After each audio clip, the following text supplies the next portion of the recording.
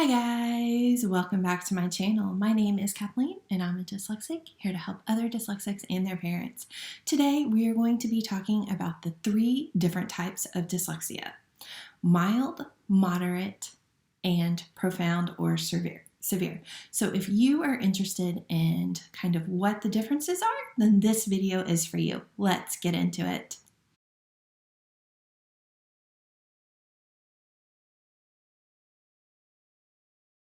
Okay, with the 3 different types of dyslexia, you might be aware that each dyslexic is unique in their own way. So dyslexia is definitely a range, and it can be from mild to, most of the time, people with a mild case of dyslexia go undiagnosed, to profound or severe. I've heard both words, so we're going to use both of them here today in this, which is what I was diagnosed with, was severe dyslexia. And that is where intervention is needed right away, and the child definitely struggles from day one, and it is much more obvious that they have dyslexia. So let's break these down so you kind of have an idea. And through all of the research I've done the last few weeks on this topic, basically it's boiled down to there is no set in stone, like, okay, this is what mild dyslexia is, this is what moderate dyslexia is, and this is what severe dyslexia is. Unfortunately, there's not like guidelines for this, so it's just kind of a rule of thumb. But I wanted to go over it anyway with you because I found it very fascinating. So mild dyslexia, basically what it's going to look like is the child's going to look a little irritated to read and write and spell in the classroom. They're going to make a few mistakes, but more than likely this form of dyslexia is going to go undiagnosed and unnoticed. So these are going to be people that are probably just going to be considered slow or lazy and not given the tools they need to succeed because their dyslexia does not impact them as much as other ones. Moderate dyslexia is a little more severe, so they are going to struggle to read, write, and spell more than a mild dyslexic. So this is where you're going to start noticing and seeing the signs that dyslexia is present and that there's a big possibility that they have it. So they're going to stumble over their words. They're going to resist reading out loud. They're going to push back a little bit more than the mild ones. And so this is where you're going to start to see that intervention is needed to help them learn how to read, write, and spell. So just a little bit more, but not. And so most of the time, these are just considered dyslexics. So severe or profound dyslexia is where they are struggling so much. They need intervention as soon as possible, which means they need like Orton-Gillingham. And I'm going to link my 2 videos that I've done about Orton-Gillingham research-based reading intervention, which is what a lot of people recommend for dyslexia. It has been around for years. It is research-based. It is the best thing. It is what helped me learn how to read. And so I can't recommend it enough. So if you're trying to figure out what that is, go ahead and check out those 2 videos. I will link them above.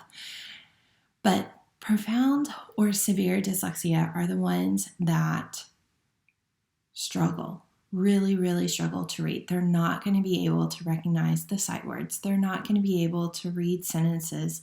They're not going to be able to really write or form sentences or spell.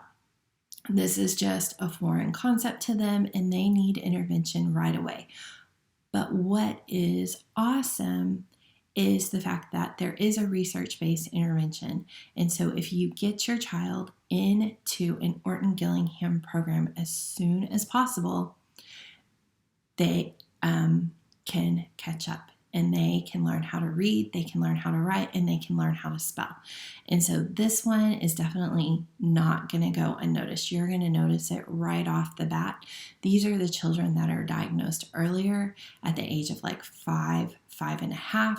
Officially, you cannot have a diagnosis until the age of 5.5, and that is with a 92% accuracy. If you start to do an official diagnosis earlier than that, the results will come back inconclusive.